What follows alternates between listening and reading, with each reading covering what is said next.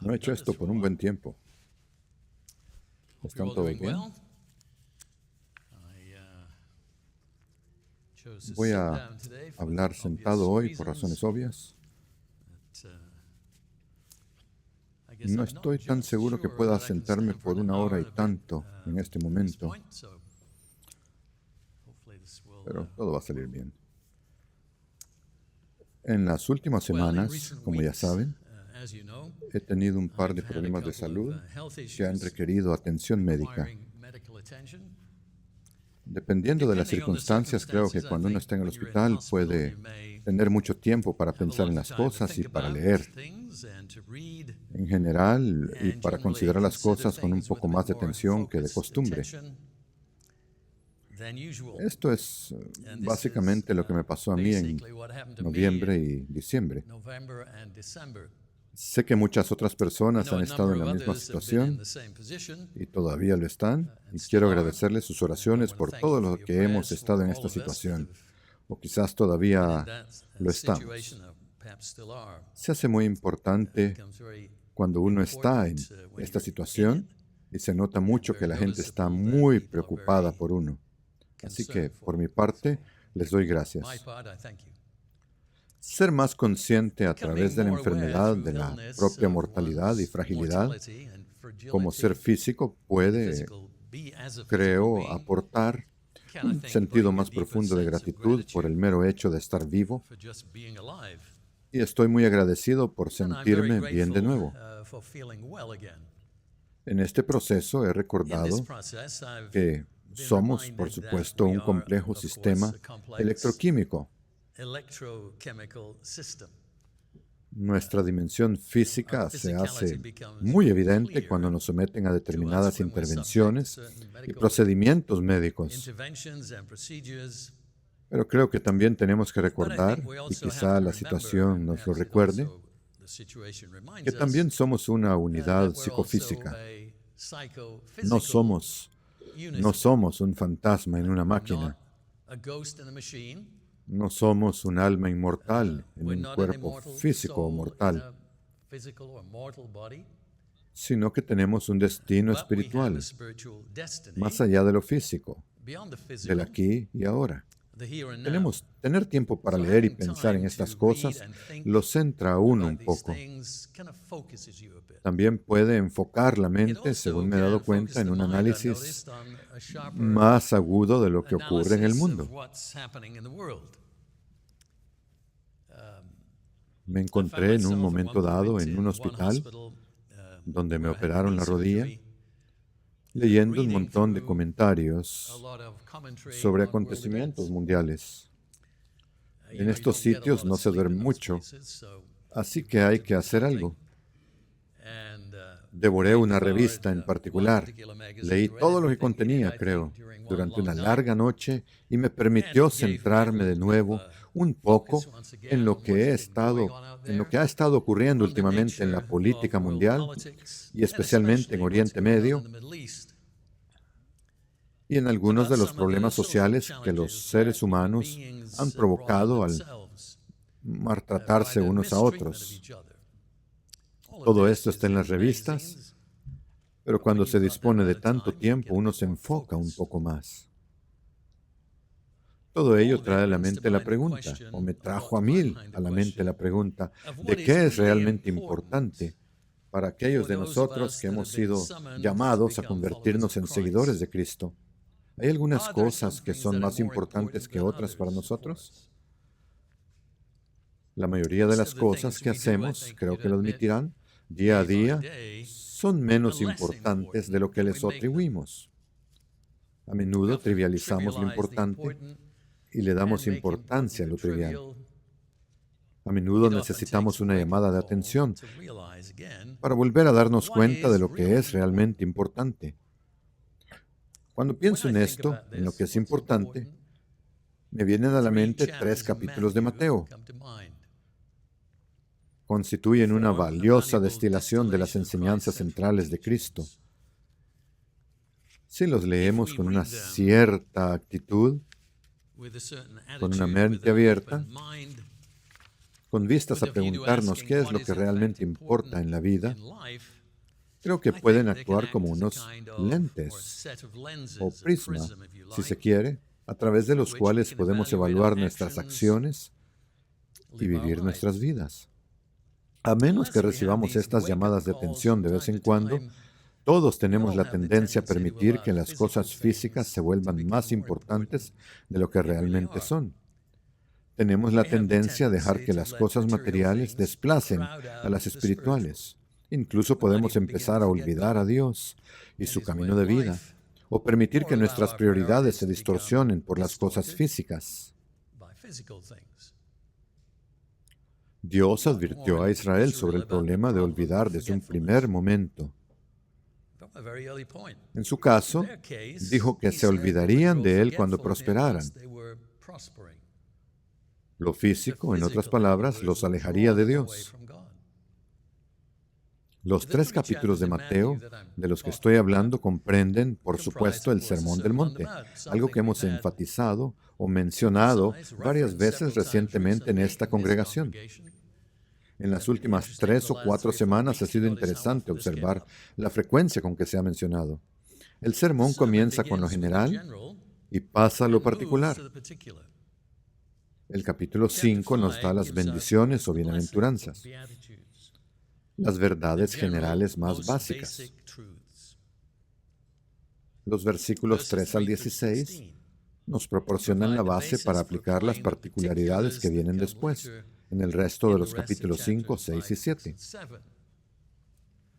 Si no entendemos bien lo general, los principios generales, no tiene sentido pasar a lo particular.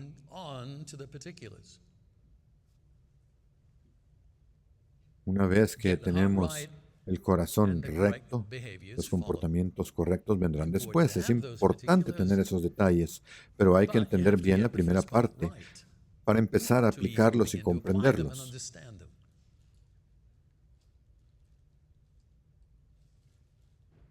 A menos que adoptemos los principios y actitudes esenciales que nos conectan con la mentalidad de Dios, que es lo que hacen las bienaventuranzas, poco ganaremos intentando practicar las enseñanzas morales que siguen. No será auténtico y rozará, de hecho, la hipocresía. De lo general a lo particular es la forma en que Pablo escribe sus epístolas. Primero lo general, la base doctrinal si se quiere, y luego la aplicación o lo particular. Entonces, ¿qué es lo realmente importante? ¿Qué es importante para ustedes? Yo diría que todo lo que está en Mateo 5, 6 y 7 es importante. Pero lo que es especialmente importante es la primera sección, que trata de estas bendiciones. Si logremos arraigar eso en nuestro pensamiento, entonces podemos pasar a lo particular y tener éxito al aplicarlo. He mencionado lo de pensar en Oriente Medio. Me refiero, por supuesto, a la situación entre el grupo palestino Hamas y el Estado de Israel. Con respecto a esa horrible guerra, el Sermón del Monte me dio el enfoque y una lente a través de la cual mirar para escribir la carta a los miembros en diciembre. Ahora bien, ustedes no escriben las cartas a los miembros. Resulta que yo tengo esa responsabilidad. Siempre es un reto saber de qué debe tratar. Todos los meses o cada 2 meses surge ese reto e intento ver qué puede ser útil. En este caso, resulta que había estado leyendo sobre todo lo que estaba ocurriendo allí y he estado en Gaza, sé cómo es. Hemos caminado por las calles de Gaza filmando, allá creo por 1990. Estuve en la ciudad de Gaza y entrevisté a un israelí. ¿Cuál era su rango? No lo sé, pero por aquel entonces estaba al mando del ejército israelí en Gaza. Es una zona muy conflictiva y difícil y lo ha sido durante décadas, por supuesto. La respuesta a ese problema entre israelíes y palestinos radica en las verdades que Jesús expuso en Mateo 5 con respecto a la misericordia o compasión, la pacificación, de la que oímos algo en el sermoncillo, y la ausencia de venganza.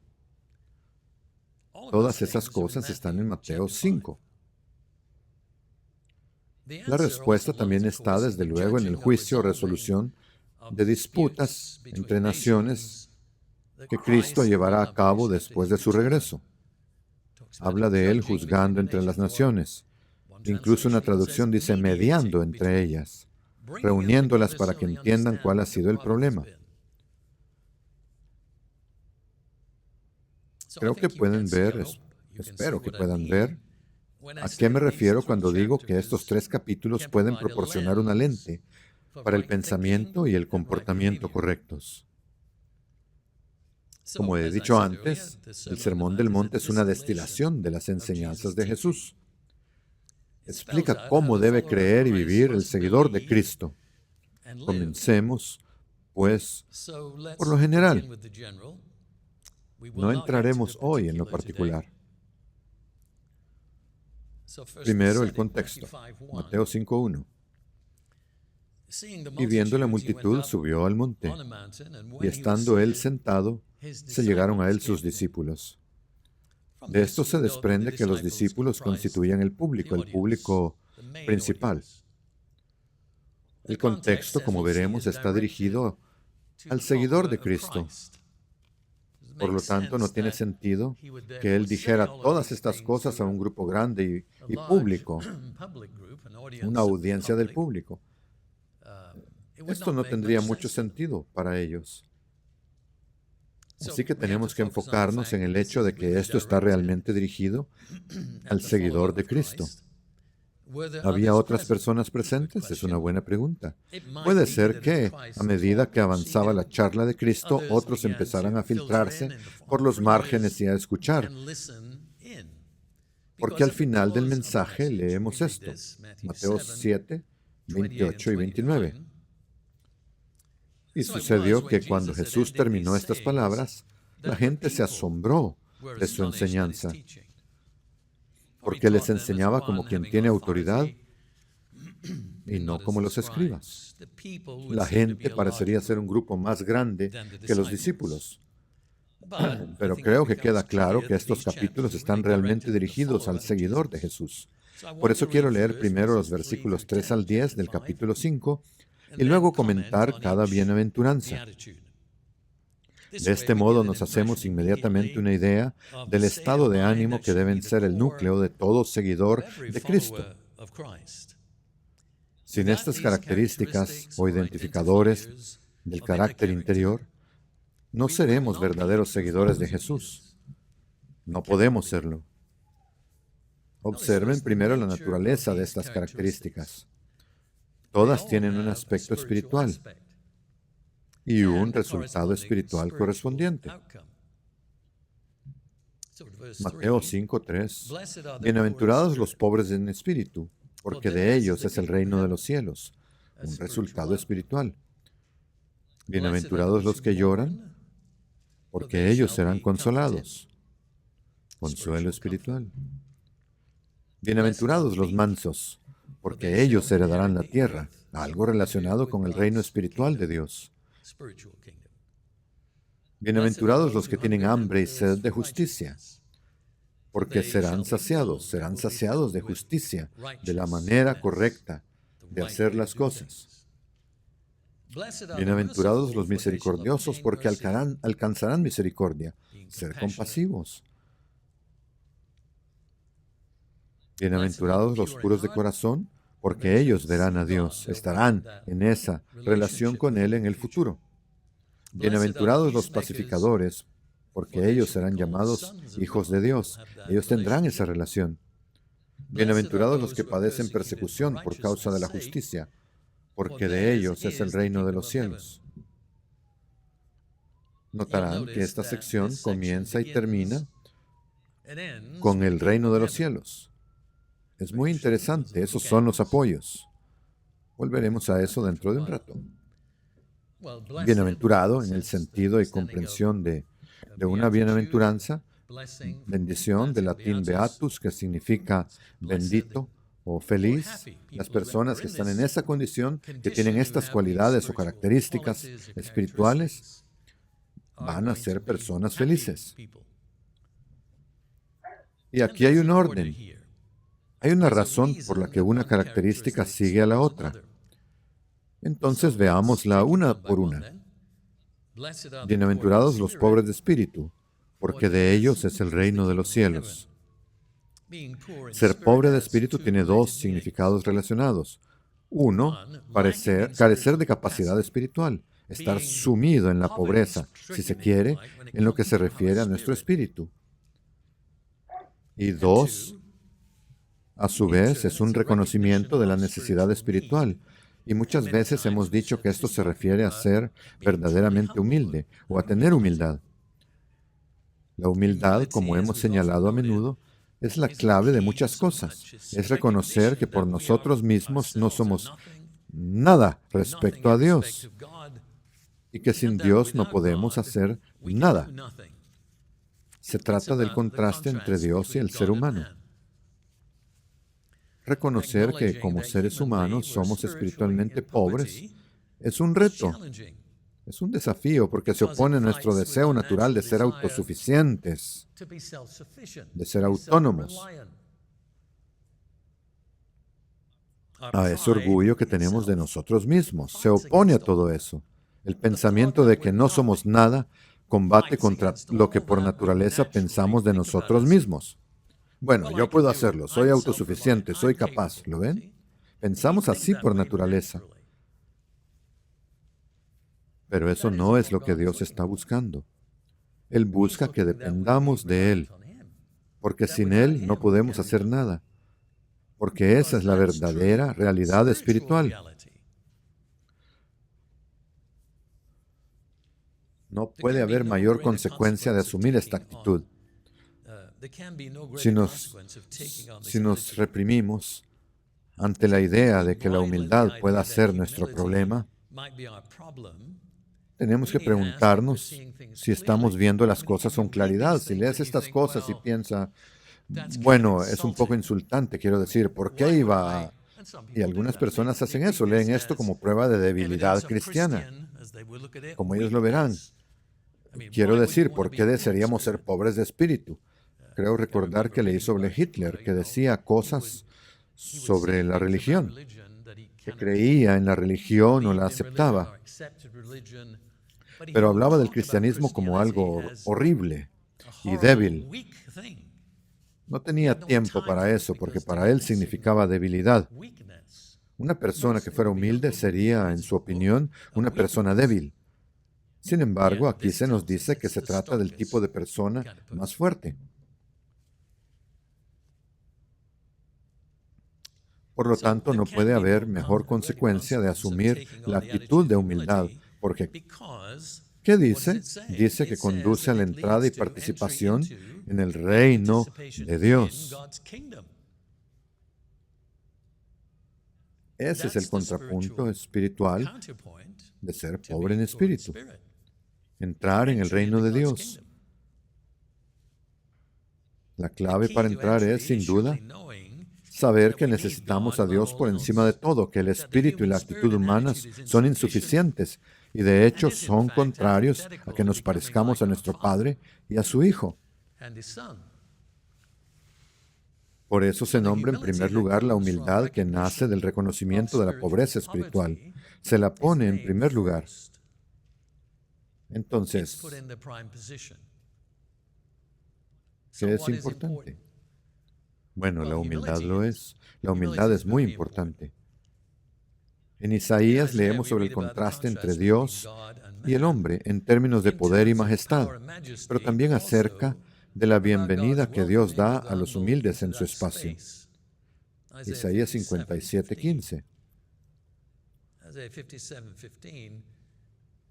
Porque así dice el alto y sublime que habita la eternidad, cuyo nombre es santo. ¿Qué dice? Yo habito en un lugar alto y santo. ¿Con quién? Con el que tiene espíritu contrito y humilde, para reanimar el espíritu de los humildes y para vivificar el corazón de los contritos. Isaías 66:2. Porque todas esas cosas las hizo mi mano. De nuevo hablando de su poder creador. Y todas esas cosas existen, dice el Señor, pero a este miraré. Y Él va a enfatizar lo mismo. En contraste con su poder y majestad, Él va a decir, a este miraré, a aquel que es pobre y de espíritu contrito, y que tiembla mi palabra, que tiene esa visión de Dios. Esta pobreza de espíritu es un hecho en la vida de los seres humanos. Es nuestra condición. Y Dios quiere aliviarnos de esa carga, dándonos acceso a su reino. Pero debemos reconocer nuestra condición y buscar su ayuda para afrontar el problema. Si no nos vaciamos de esta condición, deshacernos de la debilidad del espíritu humano, no podremos heredar el reino. Si no reconocemos nuestra necesidad de la ayuda de Dios y nos sometemos a su voluntad y a su camino, no podremos compartir la eternidad con Él. Cristo nos enseñó esto en referencia a sí mismo. Juan 5:30. Aquí está Cristo hablando de sí mismo, de cómo hace lo que hace. Yo no puedo hacer nada por mí mismo. Según oigo, juzgo. Y mi juicio es justo, porque no busco mi voluntad, sino la voluntad del Padre que me envió. De la misma manera, tenemos que confiar en Cristo para lograr el crecimiento espiritual que el Padre desea de nosotros. Juan 15:5. Yo soy la vid, Cristo hablando. Ustedes son los pámpanos o las ramas. El que permanece en mí y yo en él, éste lleva mucho fruto, porque separados de mí nada pueden hacer. Así que está bastante claro cuál tiene que ser nuestra visión de nosotros mismos. No puede ser lo que el mundo nos enseña, que es estar orgullosos de lo que podemos hacer y lo que podemos lograr. Esa es una forma natural de ver las cosas. Eso no tiene ningún valor para nosotros. Pasemos a la segunda bendición, o bienaventuranza. Dije que tienen una secuencia, y aquí está claro que esto es parte de la secuencia. Bienaventurados los que lloran, porque ellos serán consolados. Sea lo que sea ese luto, es de naturaleza espiritual. No está hablando del dolor del mundo por cualquier cosa. Está hablando del luto espiritual. Es algo que el seguidor de Cristo hace. Es un estado mental. Es tristeza por el mal en el mundo en el que habitamos. Es tristeza por la opresión, tanto de justos como de injustos. También puede ser tristeza por el pecado personal y la condición personal, la condición individual. Un seguidor de Cristo se va a conmover por la gravedad del estado del mundo y por los efectos de su pecado personal. Se trata de hecho de una alusión a Isaías 61, donde encontramos mención tanto de los pobres como de los afligidos. Isaías 61, 1 y 2. El Espíritu del Señor Dios está sobre mí, porque el Señor me ha ungido para anunciar buenas nuevas a los pobres. Una referencia, si se quiere, a la primera bienaventuranza. Me ha enviado a sanar a los quebrantados de corazón, a proclamar la libertad a los cautivos y la apertura de la cárcel a los presos, a proclamar el año de gracia del Señor y el día de venganza de nuestro Dios, a consolar a todos los que lloran. Lucas nos dice que Jesús citó la primera parte de esto cuando leyó del rollo en la sinagoga de Nazaret, al principio de su ministerio. Parte del papel del Mesías era llevar el Evangelio de la salvación a la humanidad pobre de espíritu y también dar consuelo a los agobiados y afligidos por el pecado. Un ejemplo anterior de los justos que lloraban a causa de una sociedad pecadora fue Lot. Es un ejemplo temprano. Leemos que estaba muy triste a causa del pecado de la ciudad en la que vivía. Segunda de Pedro 2, 7 y 8. Dios libró al justo Lot, oprimido por la conducta inmunda de los impíos, pues aquel justo que habitaba entre ellos atormentaba de día en día su alma justa, viendo y oyendo sus actos inicuos. Se sentía atribulado por vivir allí. Sí, hay algunas preguntas sobre él y sobre cómo llegó a vivir ahí y cómo pudo soportarlo. Pero Pedro nos dice aquí muy claramente que era un hombre justo y que se sentía atribulado por vivir entre aquello. Se lamentaba por ello. Se lamentaba por la condición del mundo que lo rodeaba. Del mismo modo, hay una referencia a ese mismo estado de ánimo en una de las visiones de Ezequiel. Se refería a personas que serían perdonadas, dice, en la destrucción de Jerusalén en tiempos de Ezequiel. Esto nos resulta particular. Ezequiel 9. Versos 3 y 4. Es muy familiar para nosotros. Lo leemos a menudo en referencia con personas que suspiran y lloran. 9, 3, 4. La gloria del Dios de Israel había subido del querubín, donde estaba al umbral del templo. Llamó al hombre vestido de lino, que tenía a su lado el tintero del escritor. Y el Señor le dijo: pasa por en medio de la ciudad, por en medio de Jerusalén, y pon una marca en la frente de los hombres que suspiran y lloran por todas las abominaciones que se hacen en ella. A estas alturas era un lugar terrible. Tal vez a veces pensamos en el Medio Oriente, pensamos en Israel, pensamos en Jerusalén, pensamos en ella como una especie de lugar justo. Pero no es un lugar justo, y no era un lugar justo en ese entonces. Y algo de lo que está sucediendo ahora no es un comportamiento justo. No es el resultado de un comportamiento justo. Es horrible lo que está sucediendo ahí. ¿Hay gente suspirando y llorando por lo que está pasando ahí? Sospecho que sí. Y espero que nosotros estemos suspirando y llorando por lo que está ocurriendo ahí y en cualquier otro lugar del mundo donde se esté produciendo ese tipo de destrucción. Esto es lo que Dios esperaba de su pueblo en aquel entonces. No se nos dice si Él encontró personas así. No dice que en realidad los encontró y que escaparon. Solo dice: hazlo. Y lo que sucedió, por supuesto, unos años después, fue la destrucción de la ciudad y la toma de cautivos.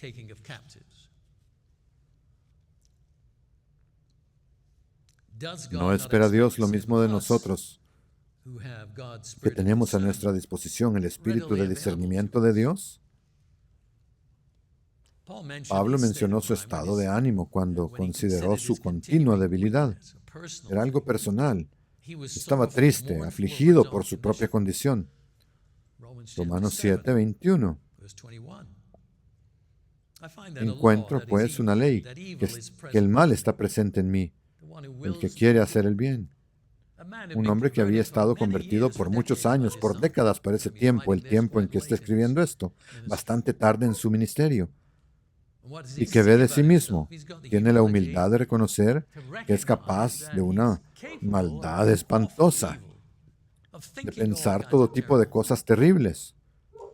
Y también reconoce en su humildad que solo hay una salida. ¿Qué es importante para ustedes? ¿Qué es importante para mí? ¿No es acaso llegar a reconocer el problema que somos para nosotros mismos y pedirle a Dios que nos ayude? ¿No es llegar, como hace Pablo aquí, a decir de nosotros mismos: miserable de mí, ¿Quién me librará de este cuerpo de muerte? No puedo hacerlo. Se trata de un verdadero duelo por uno mismo. 22.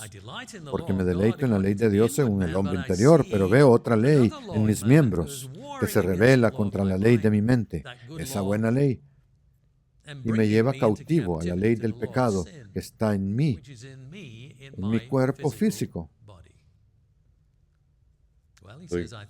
Doy gracias a Dios, dice él, por Jesucristo nuestro Señor, quien es quien nos libera. Así que con la mente yo mismo sirvo a la ley de Dios, pero con la carne, de vez en cuando tengo que reconocer, yo mismo sirvo a la ley de Dios, pero con la carne, a la ley del pecado. Lamentarse por la propia condición es el paso 2 aquí, y es el primer paso hacia el arrepentimiento y el cambio.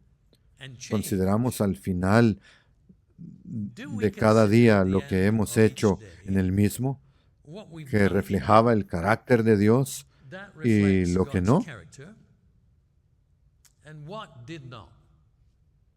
¿Sería un ejercicio útil? Si lo hiciéramos, seríamos reconfortados respecto a nuestra condición. Veremos que hay esperanza. También podemos sentirnos reconfortados en relación con el estado del mundo y de su gente, porque podemos reflexionar sobre lo que está por venir en esta tierra, sobre el reino de Dios. Algo que se nos recuerda cuando celebramos el plan de Dios a lo largo de cada año, culminando, por supuesto, en la fiesta de los tabernáculos, y lo que nos muestra sobre un mundo diferente. El mundo no tiene esa seguridad.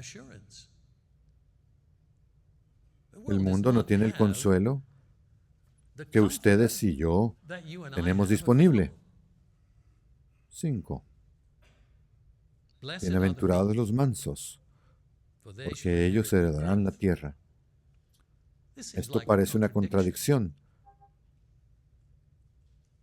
porque la mansedumbre, en los términos del mundo, no conduce al poder ni a las posesiones, no conduce a heredar el mundo.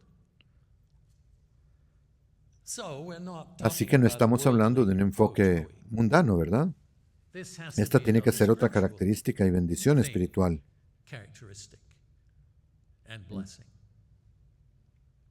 Entendemos la mansedumbre como la aptitud para ser enseñado. La capacidad de ser enseñado es otra forma de expresar o demostrar humildad. Aquí las bienaventuranzas toman un giro más difícil. Las cosas se vuelven progresivamente más difíciles. Una cosa es reconocer nuestra pobreza de espíritu y otra lamentarnos por nuestra condición humana. Pero ahora se nos pide que permitamos que alguien de fuera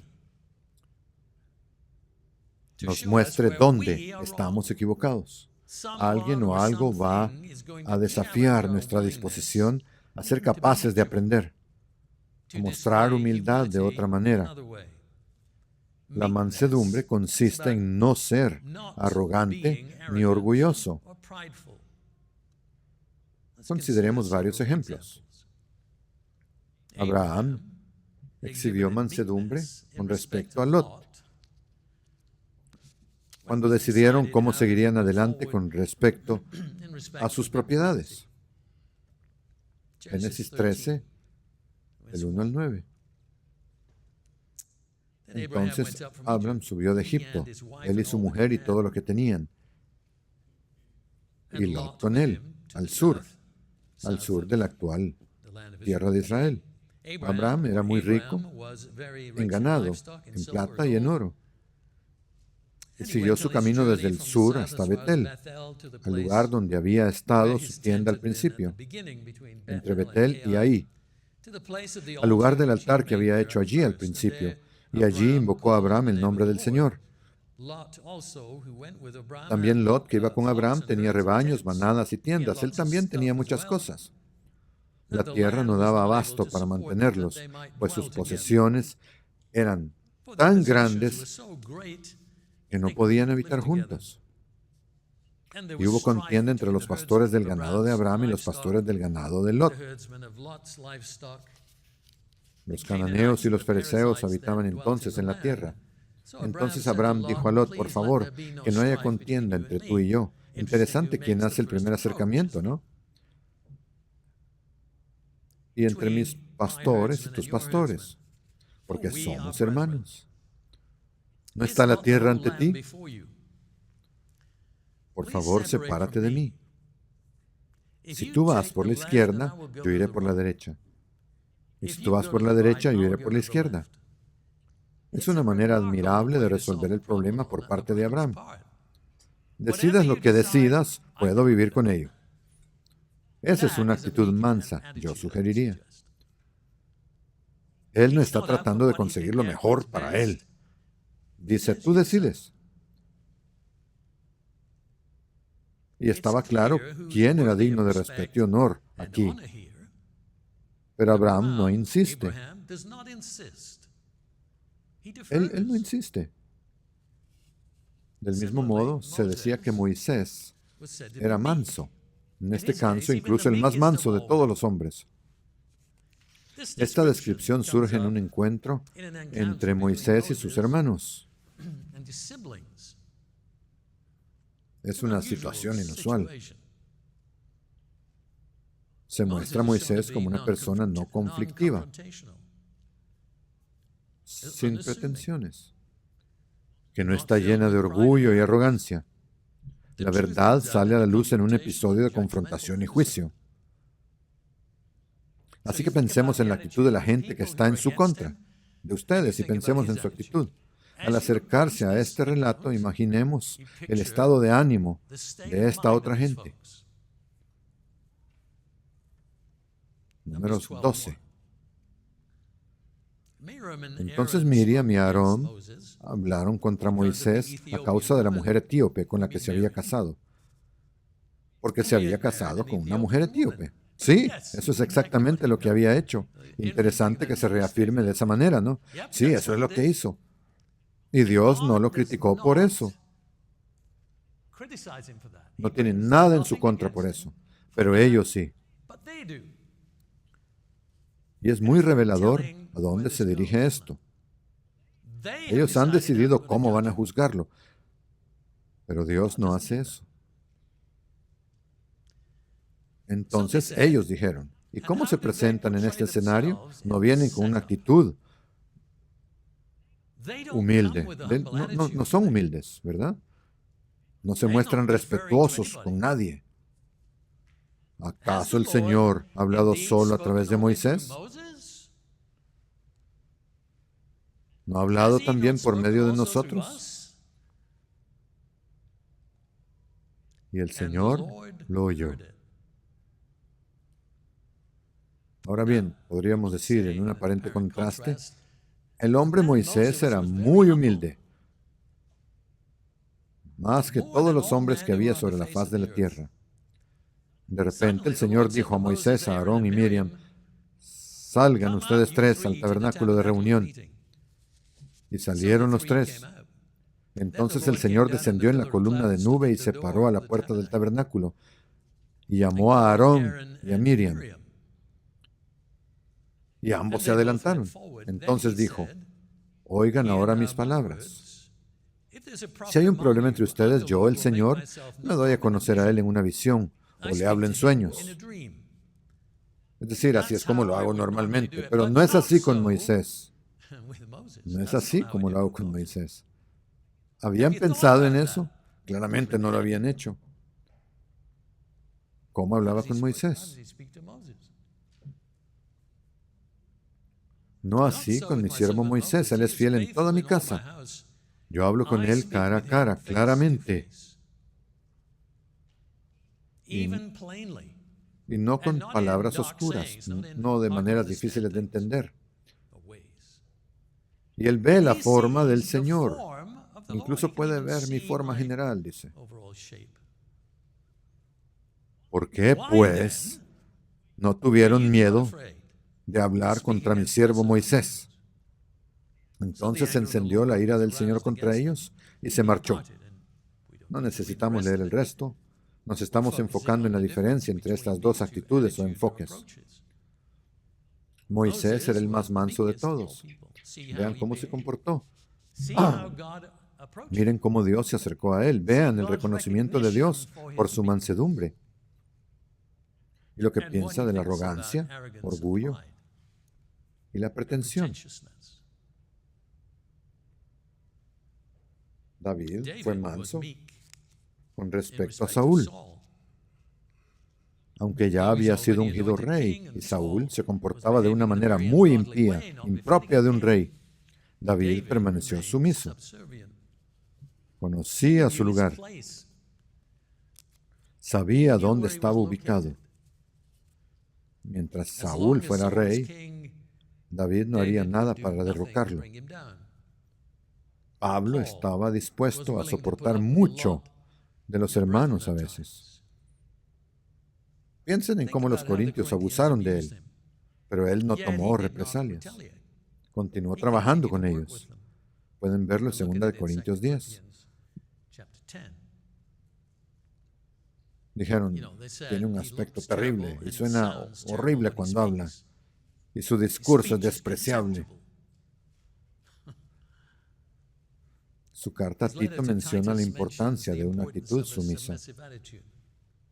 Tito 3, 1 y 2 dice, recuérdales a los hermanos que se sujeten a los gobernantes y a las autoridades, que obedezcan, que estén dispuestos a toda buena obra, que no hablen mal de nadie, que sean pacíficos, amables, mostrando toda humildad para con todos los hombres. Ser humildes con todos, ante todos. Y Cristo mismo dijo, Mateo 11, 29, tomen sobre ustedes mi yugo y aprendan de mí, que soy manso y humilde de corazón, y hallarán descanso para sus almas, si lo hacen así.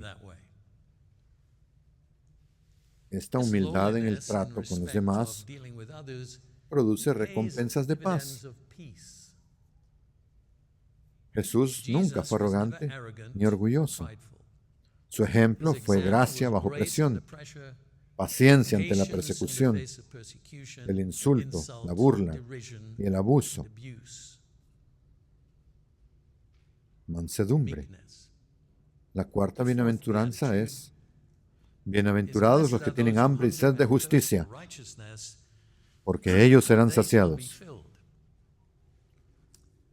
Iba a hacer esto al final, pero si quieren hacer un mapa de lo que estamos haciendo aquí, pueden escribir A, B, C, D y A1, B1, C1, D1 a medida que pasamos por estas cosas. Y ahora mismo estamos en D, ¿verdad? A, B, C y hemos llegado a D.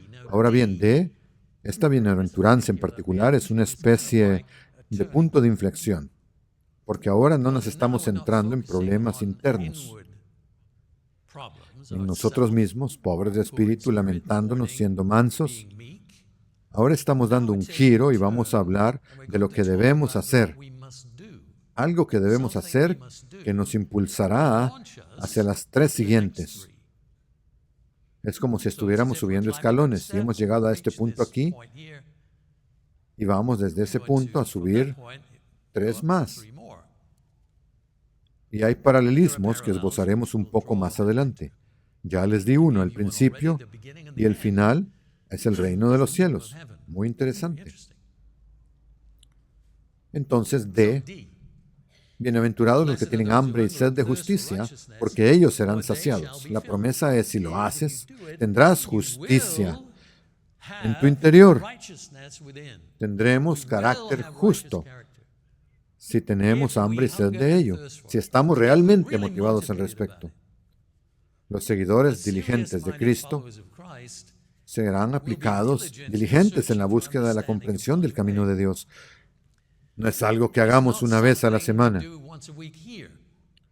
Es algo en lo que debemos pensar con regularidad. Últimamente he tenido tiempo para pensar en ello y me he dado cuenta de la necesidad de hacerlo, de la importancia de hacerlo. ¿Qué es realmente importante? Querremos saber si lo hacemos así, la manera correcta de hacer todo según las normas de Dios. Desearemos ir en pos de esta manera correcta de hacer, de la misma manera en que buscamos comida y bebida. ¿Cuánto tiempo en un día pueden estar sin comida y bebida? Yo no puedo estar mucho tiempo así. Me he dado cuenta de que desde que entré al hospital tengo más hambre que nunca. Salí de ahí y debo haber perdido peso o algo así, y ahora no puedo parar. Me siento así con respecto a la verdad de Dios, sobre la manera correcta en que Dios hace las cosas.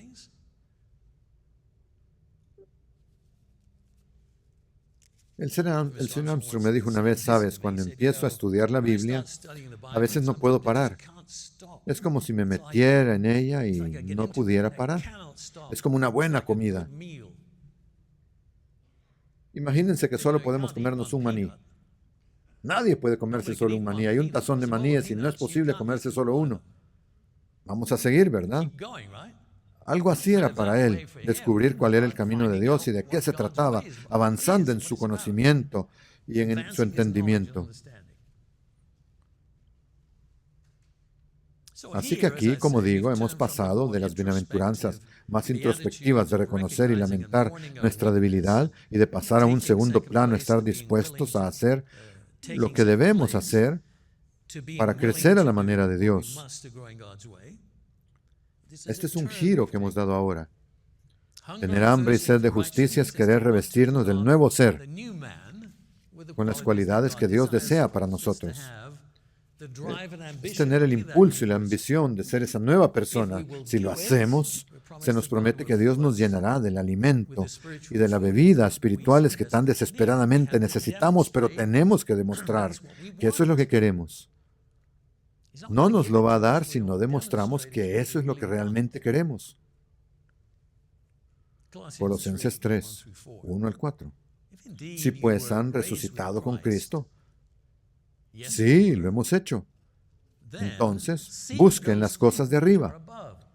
Realmente búsquenlas. Realmente vayan tras ellas. Donde está Cristo sentado a la diestra de Dios. Pongan la mira en las cosas de arriba, no en las de la tierra.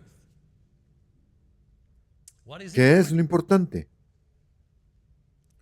Porque ustedes han muerto y su vida está escondida con Cristo en Dios. Cuando Cristo, que es nuestra vida, se manifieste, entonces también ustedes se manifestarán con Él en gloria, si hacen estas cosas. Notemos que algunas de las características expuestas en las bienaventuranzas se repiten en Colosenses. No es de extrañar, no es sorpresa, lo que demuestra que son de naturaleza espiritual. Colosenses 3:12. Por lo tanto, como escogidos de Dios, santos y amados, revístanse de entrañable misericordia, bondad,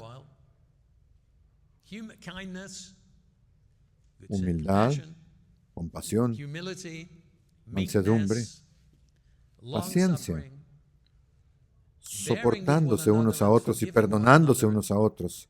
Si alguno tuviera queja contra otro, así como Cristo los perdonó, así también ustedes deben hacerlo. A medida que avanzamos en los 3 capítulos, nos encontramos con más de estas cosas. Pero sobre todas estas cosas, revístanse de amor, que es el vínculo de la perfección. Tenemos que ser una comunidad llena de amor. ¿Cómo sabe el mundo quiénes somos? Porque nos amamos unos a otros. ¿Cómo pueden ver eso? ¿Lo ven entre nosotros? Si alguien empieza a conocernos, ¿acaso dice, ustedes son gente realmente amorosa? Y si no nos lo dicen, ¿cuál podría ser el problema? ¿Y por qué tendríamos un problema así?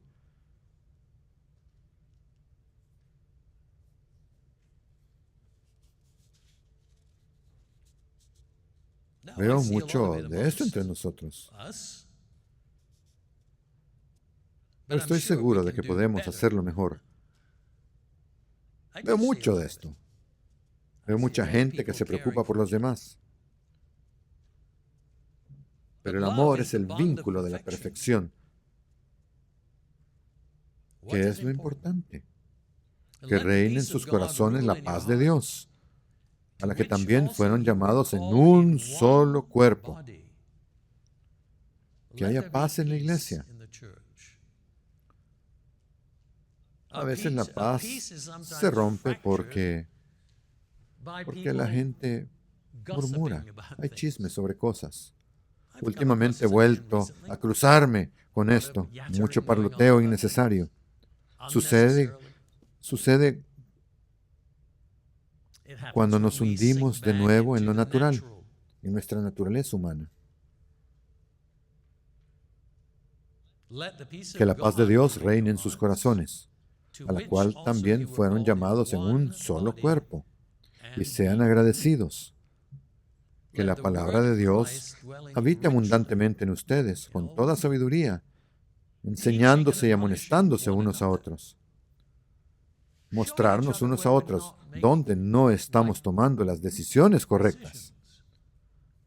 Ayudarnos unos a otros a tomar las decisiones correctas. Ayudarnos unos a otros a entender cuál sería la forma más sabia de hacer las cosas.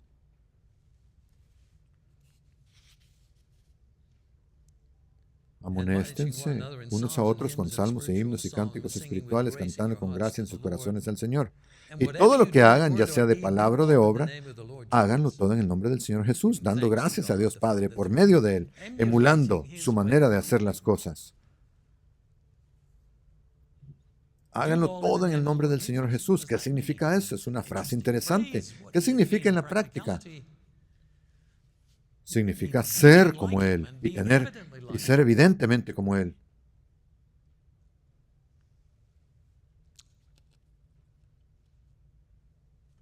Bienaventurados los misericordiosos, porque ellos alcanzarán misericordia. De nuevo vemos un desarrollo en el orden aquí. Con esta se nos introduce a una característica que es hacia afuera. Ahora nos movemos a las últimas tres y luego a la última. Ahora es hacia afuera. Cuando pensamos en ser misericordiosos, nos dirigimos hacia afuera. ¿No es así? ¿Qué es lo primero que nos viene a la mente cuando pensamos en ello? Podríamos pensar en la misericordia que se nos ha extendido numerosas veces en nuestra vida cuando Dios nos ha perdonado o ha seguido bendiciéndonos a pesar de nuestra debilidad e imperfección. Hemos sido receptores de la misericordia de Dios. Todos podemos pensar en alguna ocasión, al menos una, en la que se haya sucedido. Imagino que más de una, muchas.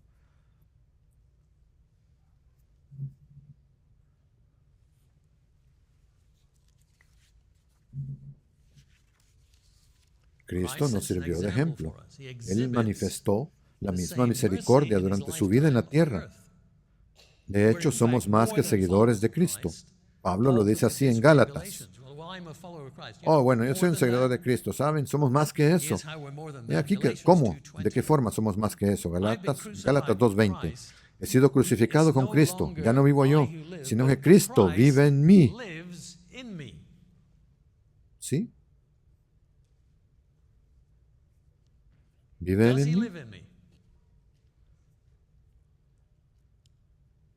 ¿Qué se respondería a usted mismo al respecto?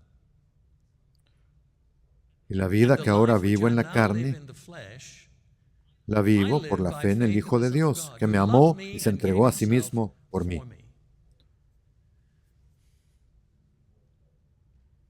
Este mundo no para. Continúa y ustedes y yo tenemos una cierta cantidad de tiempo. ¿Qué es lo importante? ¿Vive Cristo en nosotros? ¿Lo sabemos? ¿Estamos seguros de eso? ¿Mostramos las características que lo demuestran a los demás? No estoy diciendo que tenemos que hacer un esfuerzo deliberado. Sucederá. Si Él está viviendo en nosotros, así será. Así será, será evidente.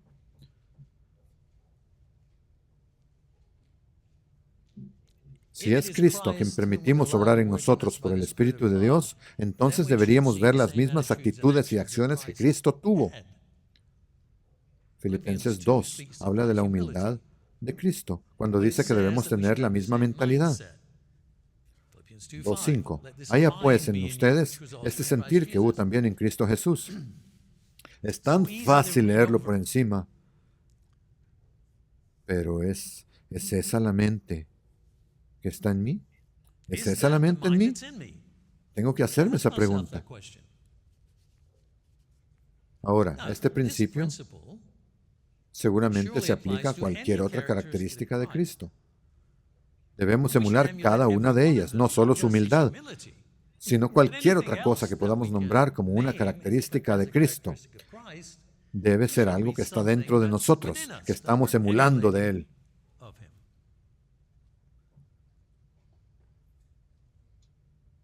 Pensemos en la misericordia. Pensemos en cómo Cristo practicó la misericordia.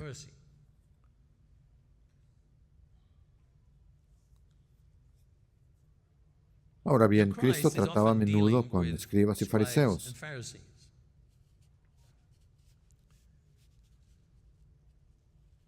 Y los fariseos establecen este contraste entre dos maneras de ver las cosas. Los evangelios nos establecen este contraste.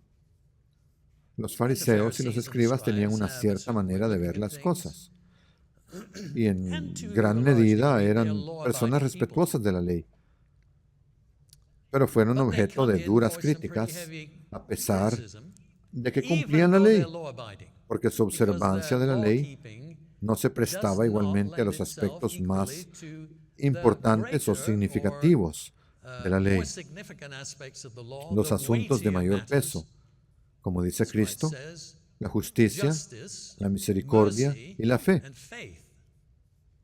Ellos eran buenos en otros aspectos de la ley, eran buenos en el diezmo, incluso iban mucho más allá de lo que está en el antiguo pacto. Habían decidido que se aplicaba a las semillas. Eso no lo dice el antiguo pacto. En principio, por supuesto, se podría decir que sí, pero en realidad no lo dice. Pero eso es lo que él plantea o saca a colación cuando les habla de ello en Mateo 23:23. Ustedes hacen esto y así deben hacerlo, los asuntos menores de la ley, pero no hacen lo que es más importante. No practican la justicia, la misericordia y la fe o fidelidad. ¿Cómo practicaba Jesús la misericordia? Juan 8, del 1 al 11.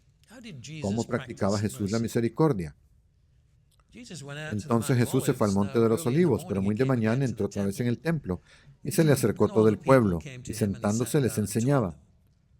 Entonces los escribas, que eran maestros de la ley, y los fariseos le trajeron una mujer sorprendida en adulterio. Y cuando la pusieron en medio, le dijeron: Maestro, esta mujer ha sido sorprendida en adulterio. En el acto mismo, entonces Moisés en la ley mandó apedrear a los tales. Pero, ¿qué dices tú?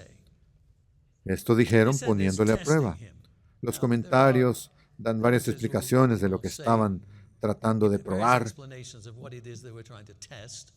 Pero creo que tenemos que aceptar que le estaban poniendo a prueba y no era algo positivo. No buscaban una buena respuesta. Era una trampa. Le estaban tendiendo una trampa para que tuvieran de qué acusarle. Ahí tenemos la indicación de la trampa.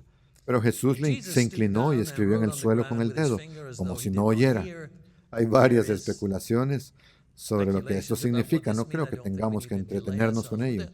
Está escribiendo en el polvo, en los cetros del templo, en el suelo. ¿Qué está escribiendo? Bueno, solo tiene este espacio, se está sentado allí. Ya saben, a la gente se le ocurre todo tipo de cosas sobre lo que en verdad escribió. Pero ese no es el punto. A veces podemos sobreinterpretar lo que leemos. Si me permiten decir algo, mis colegas oradores, asegurémonos de no sobreinterpretar las cosas. Se pueden tomar parábolas y sacarles hasta el último significado, pero la mayoría de las veces una parábola nos dice lo que significa. No tenemos que esforzarnos para sacar algo nuevo de ella. Bueno, sería muy bonito si pudiéramos sacar algo nuevo de aquí. No es necesario hacer eso. La mayoría de las veces dice, de esto se trata. No siempre, pero a menudo. De acuerdo. Tangente, me salí de aquí. Me puse a dar mi opinión. Volvamos a Jesús. Escribía en el suelo con el dedo, como si no oyera. Y como le seguían preguntando, se levantó y les dijo: el que esté libre de pecado entre ustedes, que tire la primera piedra contra ella. ¿Qué está haciendo aquí? Bueno, los está poniendo y a ustedes y a mí, como lo leemos, justo de vuelta en nuestro sitio y diciendo: reconozcan que ustedes mismos tienen toda clase de debilidades y pecados antes de empezar a atacar a alguien más. Eso está muy claro, ¿no? Y de nuevo se inclinó y escribió en el suelo. Entonces, los que lo oyeron, convencidos por su conciencia, salieron uno por uno, comenzando por los más viejos, hasta los últimos, y Jesús se quedó solo con la mujer de pie en medio. Cuando Jesús se hubo levantado, había estado ahí abajo todo el tiempo, y no había nadie más que a la mujer. Le dijo: mujer, ¿dónde están esos acusadores tuyos? ¿Nadie te ha condenado? Ella respondió: nadie, Señor. Jesús le respondió: tampoco yo te condeno. Pero también le dijo: vete y no peques más. Compasión no es igual a tolerancia. Algunas personas confunden ambas cosas. Compasión no significa que no reconocemos dónde la ley o el camino de Dios no está siendo practicado. Dios nos extiende su compasión porque está dispuesto a ser misericordioso y perdonarnos. Cristo murió por nosotros antes de que reconociéramos lo que habíamos hecho mal.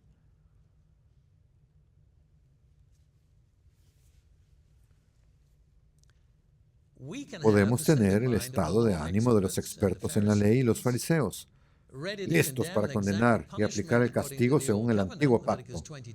Levíticos 20:10 dice que se debía apedrear a tal persona. O podemos tener, con este ejemplo, la actitud de Cristo, que es: no te voy a apedrear en este momento, vete y no peques más. Haz un cambio. Dios es misericordioso. Estamos muy agradecidos de que Él sea misericordioso, porque la pena de muerte ya no pende sobre nosotros. La actitud de Cristo: compasivo con el pecador, pero no tolerante con el pecado. La compasión no es tolerancia.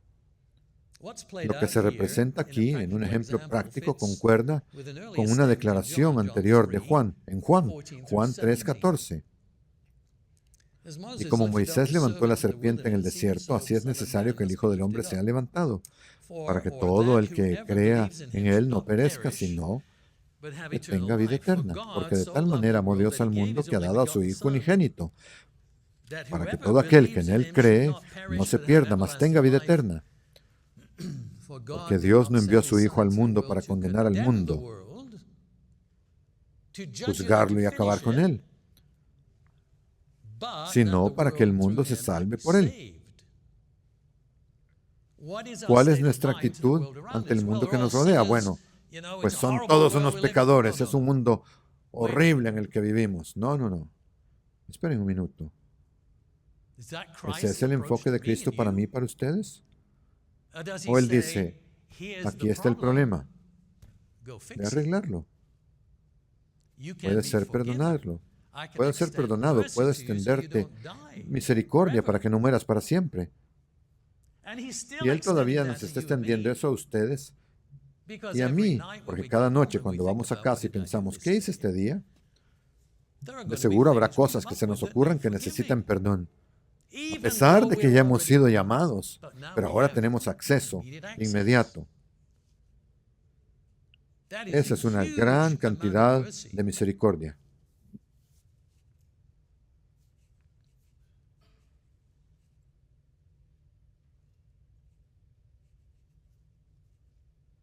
Juan 12:47. Y si alguno oye mis palabras y no cree, yo no le juzgo. Tendrán su tiempo. Porque no he venido a juzgar al mundo, sino a salvar al mundo. En estos tiempos, si la gente no es llamada, no está siendo juzgada.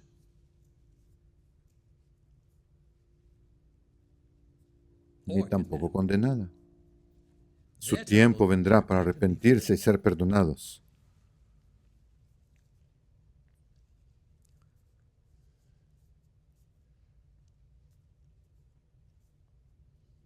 Recuerden que algunos de los gentiles en el libro de Romanos, cuando Pablo está escribiendo una carta a los romanos, estaban un poco fuera de lugar en cómo veían a los judíos. Y Pablo les advierte, no lo olviden, no los juzguen, no olviden que Dios los perdonó. No olviden cómo llegaron ustedes a estar aquí en primer lugar. Es fácil salir de nuestra caja, como digo, y empezar a juzgar a todo el mundo, porque sabemos lo que sabemos ahora, y nos volvemos intolerantes con la gente de afuera, y poco compasivos con ellos, cuando no saben nada de lo que nosotros sabemos. Dios no se los ha revelado. ¿Cómo podrían saberlo? ¿Por qué deberíamos juzgarlos?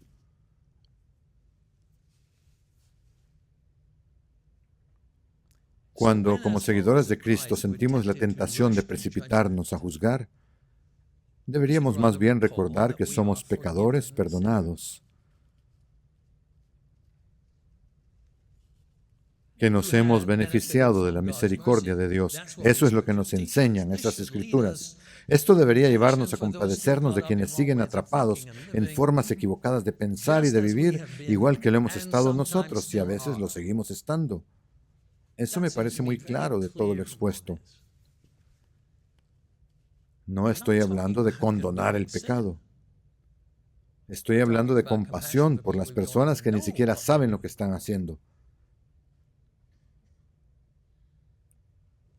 Eso es algo muy importante que hay que tener en cuenta. ¿Cómo sabrá la gente que somos seguidores de Cristo? Porque nos comportamos como Él. Porque mostramos sus características. Y acabamos de leer sobre algunas de ellas aquí.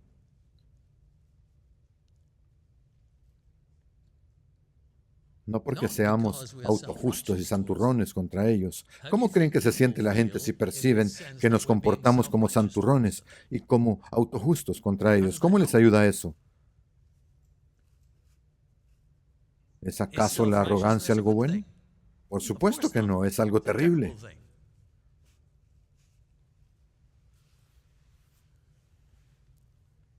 Bienaventurados los limpios de corazón, porque ellos verán a Dios. El corazón está en el centro de nuestros problemas. Llevar el corazón a un lugar de pureza es la gran meta en la vida. Aquellos que persiguen eso como su meta general, verán a Dios, dice.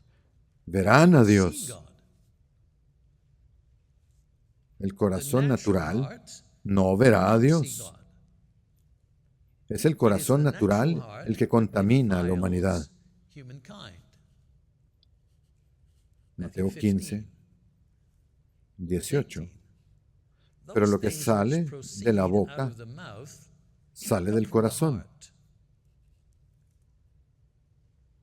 y contamina, hace impuro ritualmente al hombre o a la mujer, porque del corazón salen, del corazón natural, lo que sale de él, lo que pensamos naturalmente, los malos pensamientos, los homicidios, los adulterios, las fornicaciones, los hurtos, los falsos testimonios, las blasfemias. Por eso las bienaventuranzas se centran en el interior de la persona, en las actitudes fundamentales. De nada sirve, como he dicho antes, todo tipo de conocimiento intelectual sobre Dios y su palabra si el corazón no está bien. Es una pérdida de tiempo.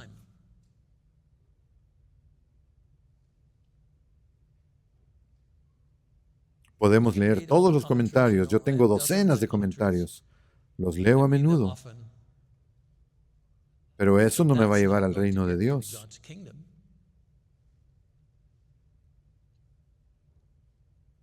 Soy yo, es lo que hay dentro de mí. Soy yo cambiando, soy yo reconociendo estas cosas en mí y deshaciéndome de ellas, deteniéndolas antes de que empiecen esos procesos de pensamiento. Eso es lo que Dios busca, que es lo realmente importante.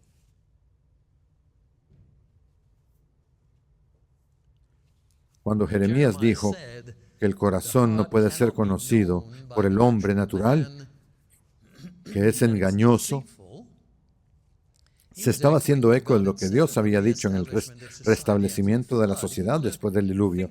Si queremos reflexionar sobre cómo es el mundo allá afuera, cuál es la naturaleza de lo que estamos tratando allá afuera, Él dice en Génesis 8:21, nunca más maldeciré la tierra por causa del hombre, aunque el designio del corazón del hombre es malo desde su juventud. Eso es lo que estamos viendo en el mundo. Estamos viendo el fruto del corazón del hombre siendo malvado desde el principio de la vida de una persona. A menos que Dios intervenga en su misericordia y nos ayude a verlo. Eso es con lo que estamos tratando.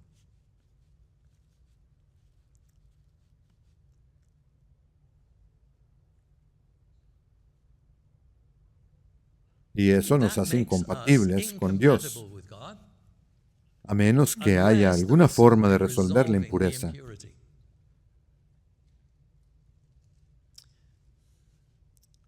Si no lo resolvemos interiormente, ¿qué estamos haciendo en realidad? No estamos haciendo ningún progreso. Si ustedes y yo no podemos enderezarnos interiormente, somos incompatibles con Dios y tenemos que alcanzar esa pureza de corazón. La pureza de corazón a la que Mateo se refiere aquí es la palabra griega kataros. Significa ritualmente limpio, es una condición compatible con Dios.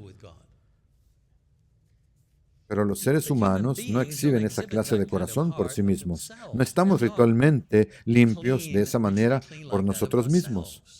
Mateo 15, 8 y 9. Esta gente se acerca a mí con la boca y me honra con los labios, pero su corazón está lejos de mí. Y en vano me honran, enseñando como doctrinas mandamientos de hombres. A los seres humanos se les ocurren mandamientos humanos. No es sorpresa que aún los escribas y fariseos vinieran con toda clase de cosas adicionales, porque salían de la mente humana. Su corazón está lejos de mí. Por el contrario, Juan mostró cómo es posible para los llamados llegar a ser limpios, purificados, y como resultado realmente ver a Dios. Llegar al punto en que se puede ver a Dios. Lo dice aquí, 1 de Juan 3, 2, 3. Amados, ahora somos hijos de Dios y aún no se ha manifestado lo que hemos de ser, pero sabemos que cuando Él se manifieste, seremos semejantes a Él, porque le veremos. Lo mismo. Los puros de corazón verán a Dios, le veremos, tal como Él es. Y todo el que tiene esa esperanza en Él se purifica a sí mismo, así como Él es puro. Pureza de actitud y enfoque del corazón, los puros de corazón. Santiago muestra que es un proceso de purificación continua en esta vida para el pueblo de Dios. Fijémonos en el vínculo con las anteriores bienaventuranzas, Santiago 4, 8 al 10. Acérquense a Dios y Él se acercará a ustedes.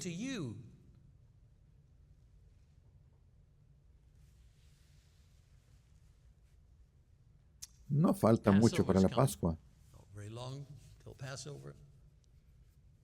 ¿Nos estamos acercando a Dios? ¿Alguna vez pensamos en eso? Creo que necesito acercarme a Dios.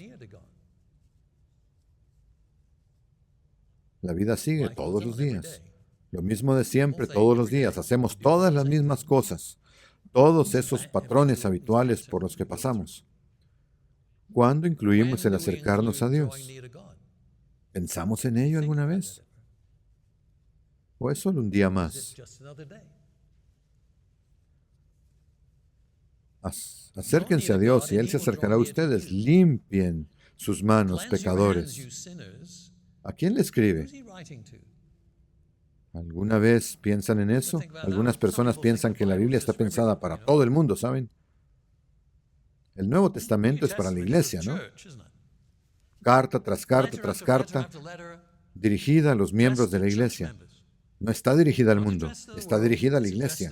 Solíamos decir, probablemente todavía deberíamos, la mayor parte de la Biblia es para la gente a la que Dios se está dirigiendo, con la que está tratando. La iglesia en el desierto, la iglesia en el Nuevo Testamento.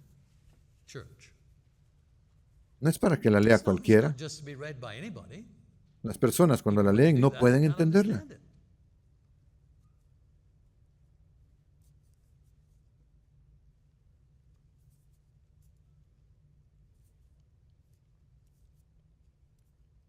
Purifiquen sus corazones ustedes de doble ánimo. Lamenten y lloren. Ahí está el aspecto del luto, que su risa se convierte en llanto y su alegría en tristeza. Humíllense delante del Señor y Él los exaltará. Es un buen momento para empezar a pensar en la Pascua. Tenemos tiempo, en nuestro compromiso, en aquello a lo que nos hemos comprometido, y aplicar algunos de estos principios. Bienaventurados los pacificadores, porque ellos serán llamados hijos de Dios. Lo último que la gente de la época de Jesús esperaba del Mesías era que restaurase la paz. Esperaban el derrocamiento de los romanos. Una guerra. Esperaban la guerra. Pablo cita a Isaías sobre el mundo del primer siglo. Dice, no han conocido el camino de la paz. Es parte de la condición humana, ¿no? Lo era en tiempos de Isaías, lo era en tiempos de Pablo, y lo es en nuestros días. No conocemos el camino de la paz. Miren el mundo. No se trata solo de evitar problemas, sino de hacer la paz activamente, ser una persona pacífica, no ser una persona que siempre está dispuesta a discutir, no ser siempre una persona contenciosa. ¿Han conocido gente así?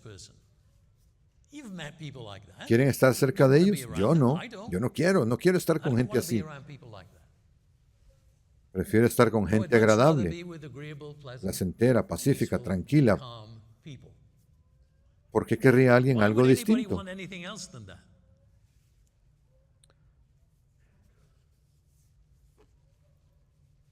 Pablo se refiere varias veces al Padre como el Dios de paz.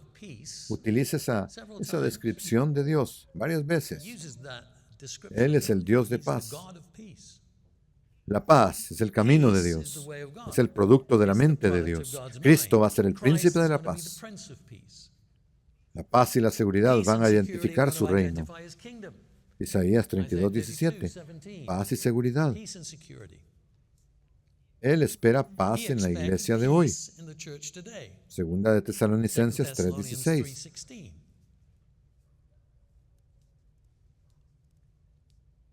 Debemos hacer todo lo posible por promover la paz, y gran parte de ello depende de nosotros,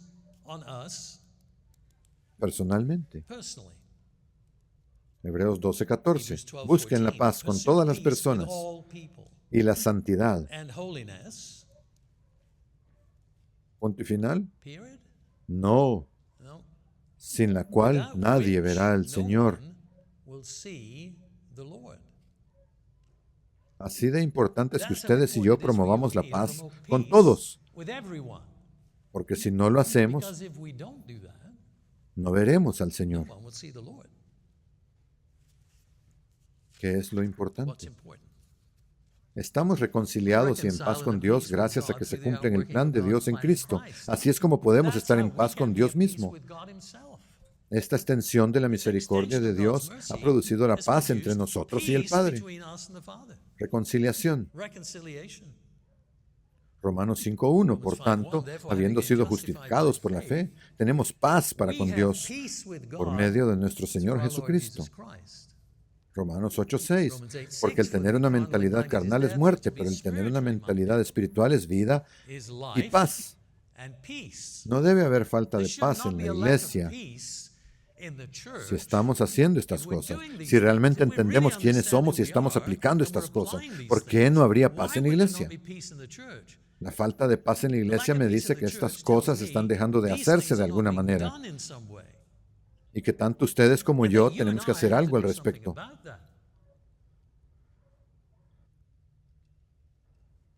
No es algo que simplemente cae sobre nosotros, ¿entienden? Es lo que hacemos para promoverla, cómo trabajamos para manifestarla. Siempre, siempre. Si todo el tiempo estoy enfadado por algo, ¿cómo voy a promover la paz?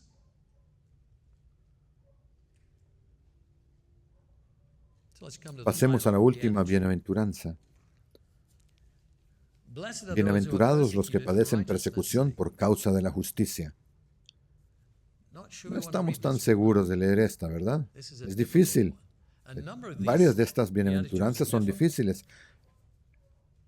Estas son algunas de las duras palabras de Jesús. Notemos que la recompensa es la misma que en la primera bienaventuranza, el reino de los cielos. Así que en cierto sentido hemos cerrado el círculo. El resultado final para los que son llamados en este mundo es estar en desacuerdo con los que no son llamados. Así que hemos recorrido todo el camino. Hemos llegado a la bienaventuranza final y nos dice que vamos a estar en desacuerdo con el mundo, porque el mundo está lleno de la mente natural. Y cualquiera que sea pobre en espíritu va a ser perseguido. Cualquiera que haga cualquiera de estas cosas va a terminar siendo perseguido, porque hace que el mundo se sienta mal consigo mismo. Recuerdo que hace años, estando en un almuerzo de relaciones públicas, nos presentaron a ciertas personas de la sociedad. Fue en Sudáfrica. Una de las personas presentes era una mujer judía, miembro del Parlamento, algo muy inusual. Una mujer miembro del Parlamento en Sudáfrica en aquellos años era judía. El director de la Agencia de Relaciones Públicas intentaba describirle a ella cómo éramos nosotros como grupo. Y él le dijo, bueno, celebran los días santos y no comen alimentos impuros. Y ella dijo, espere. Un momento, dijo ella, esas son cosas judías. Estaba muy molesta con nosotros porque cumplíamos la ley en varias maneras. Y por supuesto, he estado con gente así antes. No sé si era el caso ese día o no, pero he estado con gente antes que dice, yo soy judío y estos son nuestros días, estas son nuestras leyes, ustedes no deben observarlas mientras están comiendo un cóctel de camarones o algo parecido. Porque les hace sentirse mal. A los que dicen eso pero no lo cumplen, ¿no? Les hace sentirse culpables de sí mismos, claro.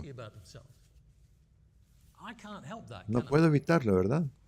Puedo ser perseguido por ello, incluso por personas que saben lo que es, porque no lo hacen, porque la naturaleza humana toma represalias contra lo que es correcto. Lo que es piadoso producirá de vez en cuando persecución. Ustedes y yo somos bendecidos, dice, cuando eso no sucede. ¿Por qué? Porque estamos haciendo lo correcto. Porque estamos mostrando el estado de ánimo correcto. Porque eso es lo que le harían a Cristo. Es un discurso difícil de aceptar. Así que el mundo se va a oponer al camino de Dios y al estado mental establecido por las bienaventuranzas. No les gustará, traerá persecución. No hay nada que podamos hacer al respecto. Sin embargo, debemos saber que Dios bendice a aquellos cuya persecución surge por hacer lo que es correcto. En última instancia dice, esas personas, ¿qué harán? Entrarán en el reino de Dios. Entrarán en el reino de los cielos. Eso es lo que reciben por estar dispuestos a pasar por esto. Esta bienaventuranza final tiene un seguimiento inmediato, explicando que parte de la oposición se relaciona con ser identificados específicamente como seguidores de Cristo.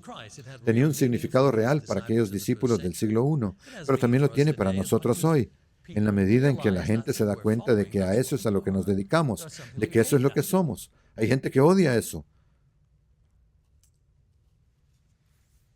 Pero no es diferente de la persecución que sufrieron los profetas. Mateo 5:11. Bienaventurados serán cuando los vituperen y los persigan y digan toda clase de mal contra ustedes falsamente por mi causa,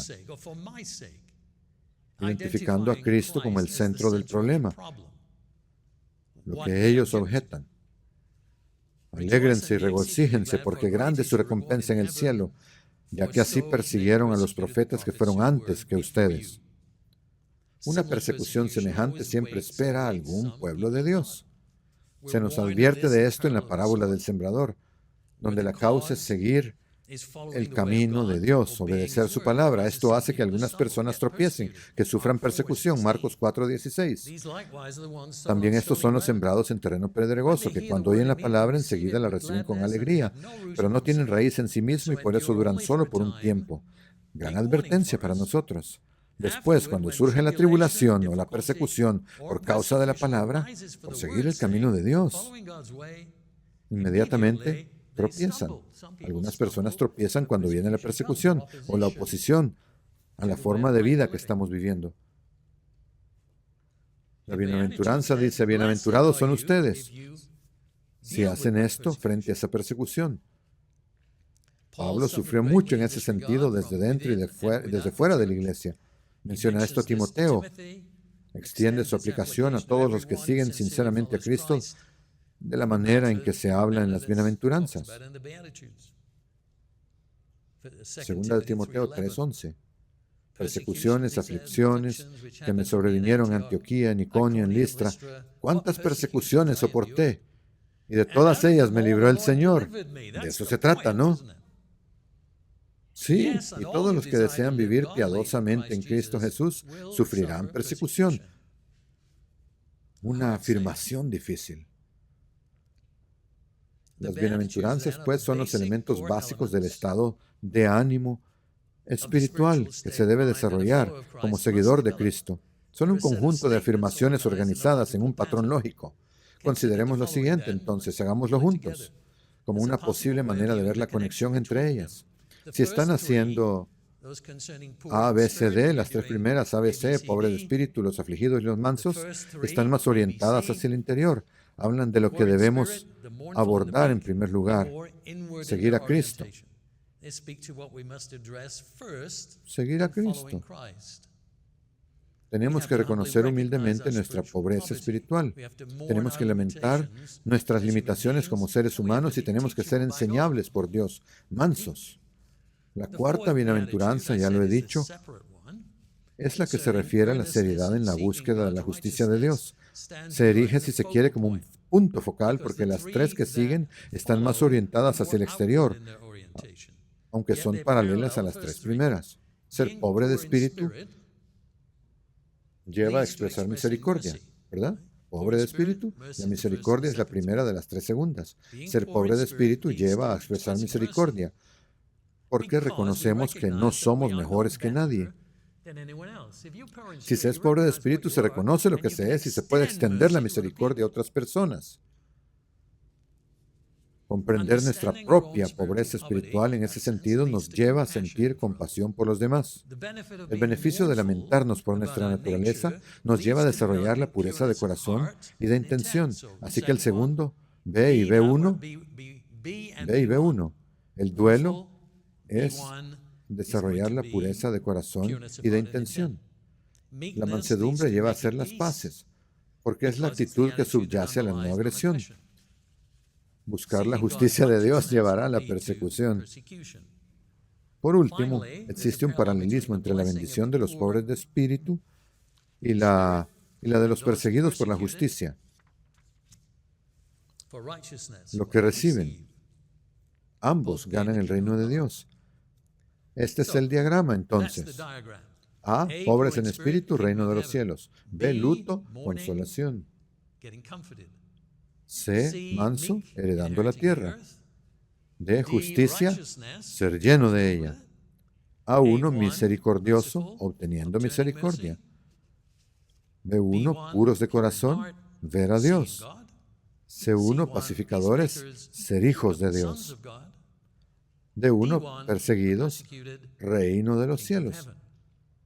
Esta es una estructura interesante, no quiero darle más vueltas. Hay muchas formas de organizarlo. Probablemente habría una por cada libro que se leyera sobre ello, pero pensé que esta era interesante. Hay una secuencia lógica. Lo más importante son las actitudes espirituales que se describen. Más importantes que la estructura son las actitudes que describen y exigen de los seguidores de Cristo. Lo que sigue en el capítulo 5, del 13 al 16, es cómo debemos relacionarnos con el mundo y cómo ve Dios nuestro papel en él. ¿Cierto? Así que estos son dos pensamientos adicionales adjuntos a este bloque de bienaventuranzas. En los versículos 13 al 16 se habla de la sal de la tierra y de ser luz. Habla de la sal y la luz. Dos ejemplos de cómo debemos ser en el mundo. Bien, ya entendimos esto. Dije, ¿cómo lo sabrá la gente? Aquí está. Ustedes deben ser la sal sabrosa, llena de sabor en el mundo por cómo se comportan, por lo que dicen. Si no tienen sabor, entonces no sirven para dar ejemplo. Deben ser una luz que se pueda ver, que sea visible. Si no son una luz, ¿qué han aprendido? No han hecho nada, no están practicando nada.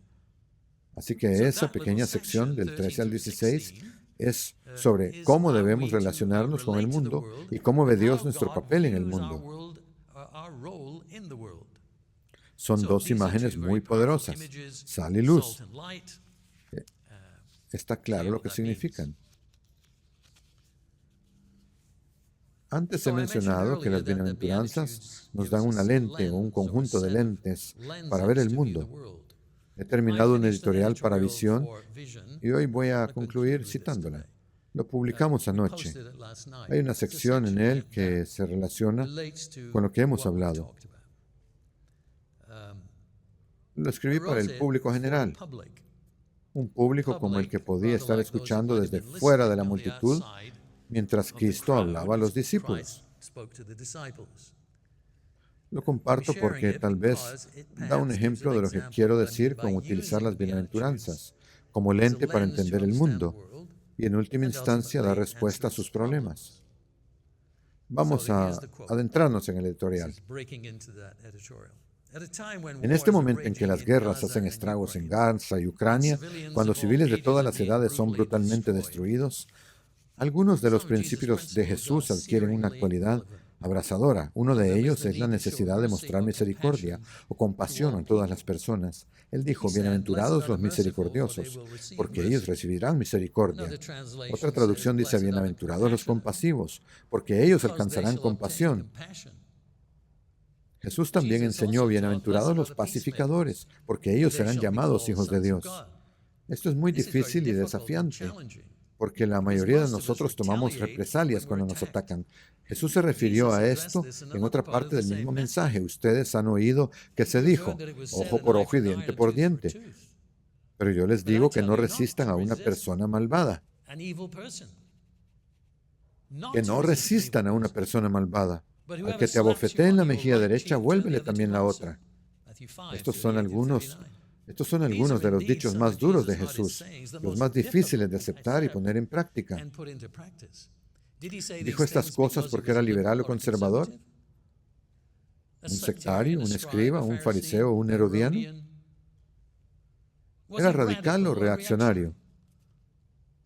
¿O no tenía nada que ver con la política partidista o los prejuicios humanos? Era diferente porque su pensamiento era divino, porque venía de fuera del reino humano y de la forma humana de ver las cosas.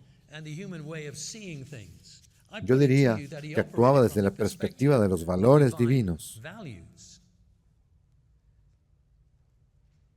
Sus palabras y acciones se basaban en valores. También dijo que su enseñanza no era suya, sino de su Padre. Juan 14. Con el Espíritu de Dios obrando en él, actuaba según la ley del amor divino. Por eso a veces era difícil predecirle.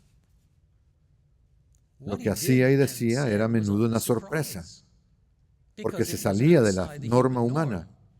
Mateo dice que al final del Sermón del Monte, la gente se asombraba de su doctrina, porque les enseñaba como quien tiene autoridad, y no como los escribas, Mateo 7. Algunos dirán que el sermón establece metas loables pero imposibles, que nadie puede estar a la altura de tan altas exigencias. Hablando en términos humanos, esto es indudablemente cierto. Si nos dejamos a nosotros mismos, no estaremos a la altura. Pero Jesús también mostró el camino a seguir.